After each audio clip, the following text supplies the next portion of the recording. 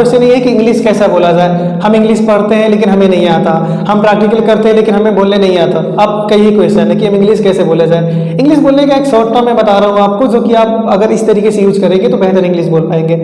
पहला मैंने एक बार और आपको बताया है, आपको याद होगा तो याद होगा कि मैं बार बार कहता हूँ हम अंग्रेजी कैसे बोलते हैं। हम अंग्रेजी क्या करते हैं कि पहले हिंदी में यहाँ पर उसको ट्रांसलेट करते हैं, यहाँ क्या करते हैं हिंदी में यहाँ पर सोचते हैं, फिर यही दिमाग में क्या करते हैं अंग्रेजी में ट्रांसलेट करते हैं, फिर उसके बाद इंग्लिश बोलते हैं। हम इस तरीके से अंग्रेजी बोलते हैं। तो मैंने आपको पहले भी बताया कि इस तरीके से अंग्रेजी ना बोलकर जो हम यहाँ पर हिंदी में सोच रहे हैं, फिर इसी दिमाग में यहाँ पर अंग्रेजी में ट्रांसलेट कर रहे हैं, फिर उसको हम बोल रहे हैं। तो हम ऐसा ना करें, हम जिस चीज को यहाँ पर हिंदी में सोच रहे हैं उसको डायरेक्टली इंग्लिश में सोचें।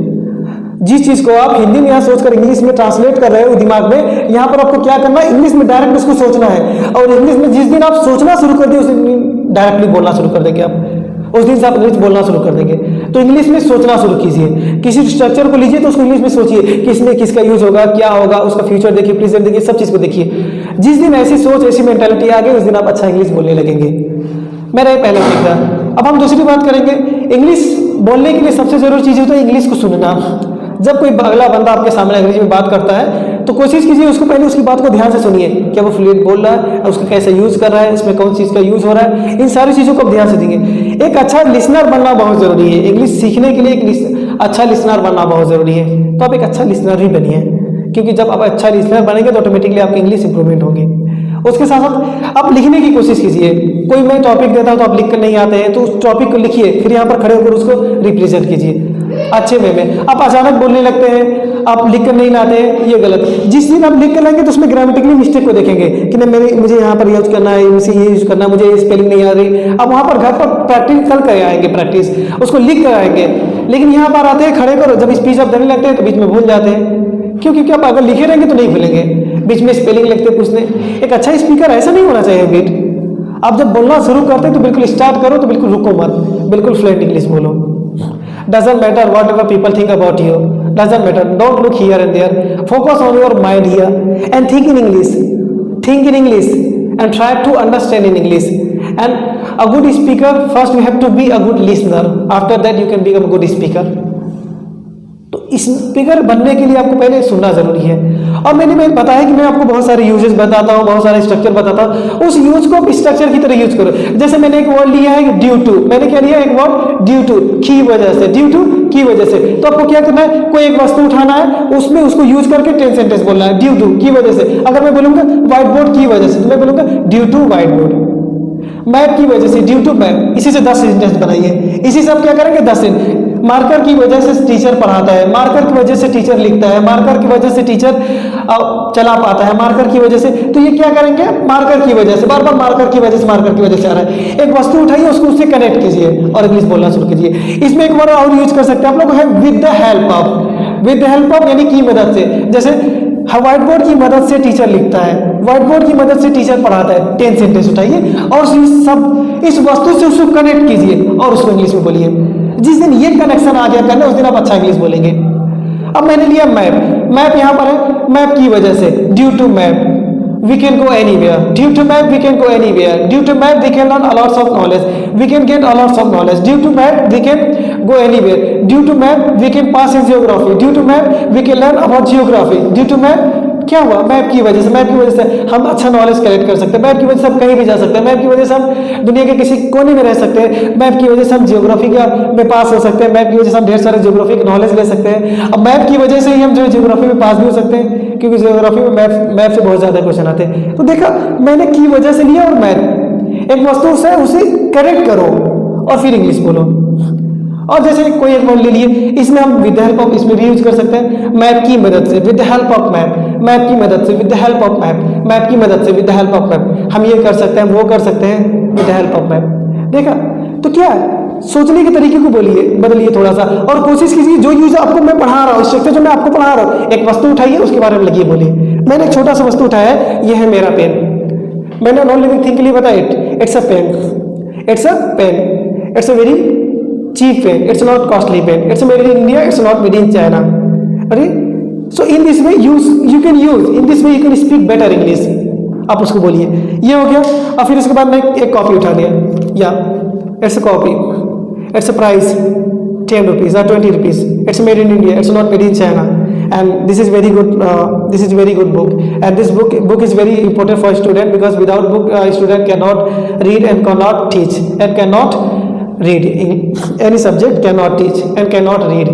So book is very necessary for all life. So देखा, इसे यूज करो, नेसेसरी यूज करके। Book is very important for all. छोटे छोटे स्ट्रक्चर को बोलना शुरू कीजिए।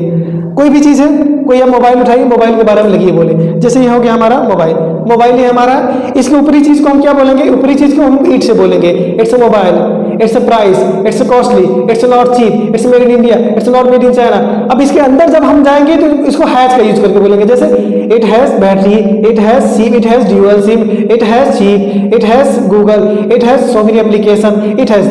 तो इसके ऊपरी चीज को हम क्या करेंगे? इट से बोलेंगे। लेकिन इसके अंदर जब जाएंगे तो मैंने बताया आपको हैज हैव। कोई चीज किसी के पास है तो हैज हैव का यूज करेंगे। इस तरीके से हम बेहतर इंग्लिश बोल सकते हैं। कोई भी एक वस्तु उठाइए, आप उसको इंग्लिश में बोलना शुरू कर दीजिए।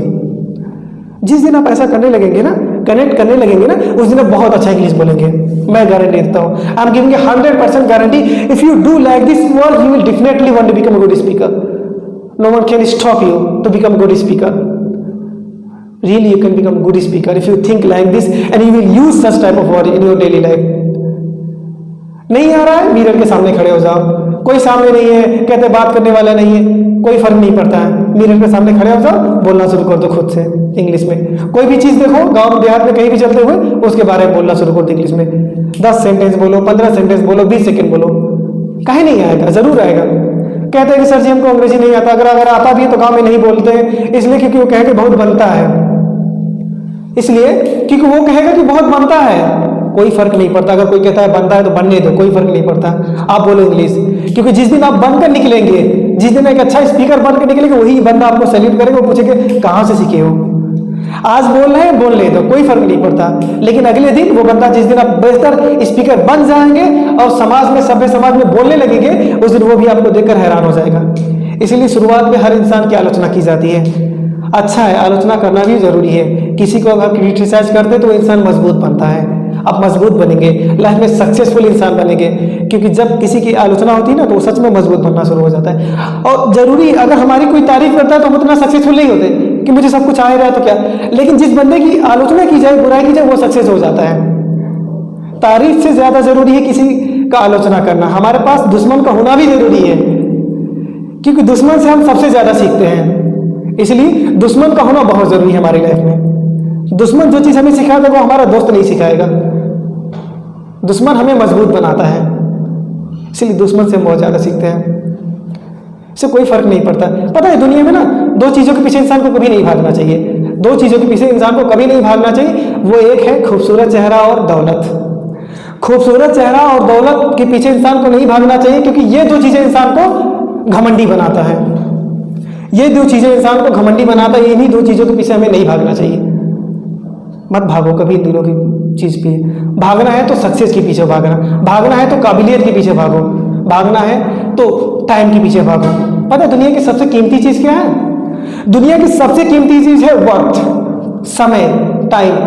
Because time is wait for nobody and there is a time for everything. समय किसी की प्रतीक्षा नहीं करता, वो चलता चला जाता है। इसलिए सबसे कीमती चीज अगर वक्त है तो उसी को अच्छे तरीके से आप यूज कीजिए। आप अपने स्टडी में यूज कीजिए, बेहतर वे में यूज कीजिए। लाइफ में सक्सेस हो जाएंगे, कोई नहीं रोक सकता। अगर आप टाइम मैनेजमेंट से किसी कार्य को करते हो तो आप सक्सेस हो जाए। किसी काम को करो तो जुनून के साथ करो, एकदम दृढ़ संकल्प होकर करो कि मुझे ये करना है। एक सपना मैंने देखा है, मुझे उसे कंप्लीट करना है, मुझे उसको पाना है। कोई नहीं रोक पाएगा अगर वो चीज पैशन से, जुनून से हो रहा है तो। कहते हैं ना, खुद ही को कर इतना बुलंद कि खुदा पूछे तेरी रजा क्या है। खुद ही को कर इतना बुलंद कि खुदा पूछे तेरी रजा क्या है। इसका मतलब समझ रहे हो क्या है? आप अपने आप को इतना घिसो, इतना आपको इतना मजबूत बना लो कि खुदा भी हैरान हो जाए और वो आपकी पूछे कि तुझे क्या चाहिए, तुझे क्या चाहिए, तू बोल तुझे क्या चाहिए, और तू कहते कि मैं ये बनना चाहता हूं, और वो तुरंत तेरी झोली में डाल देगा वो। क्यों? क्योंकि खुदा भी हैरान है। जब खुदा मिल गया तो सब मिल गया। जब खुदा मिल गया तो सब मिल गया। अब कोई नहीं रोक सकता तुझे उस चीज को पाने से, कोई नहीं रोक सकता तुझे उस चीज को पाने से।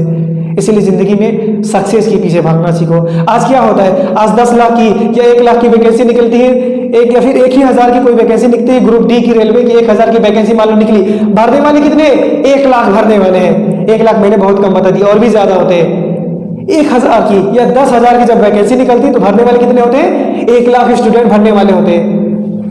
कैसे एंट्री करोगे? उसमें आपके बड़े भी रहेंगे, उसी में आपके सीनियर भी रहेंगे, उसी में आपके बड़े भी रहेंगे, उसी में आपके सीनियर भी रहेंगे।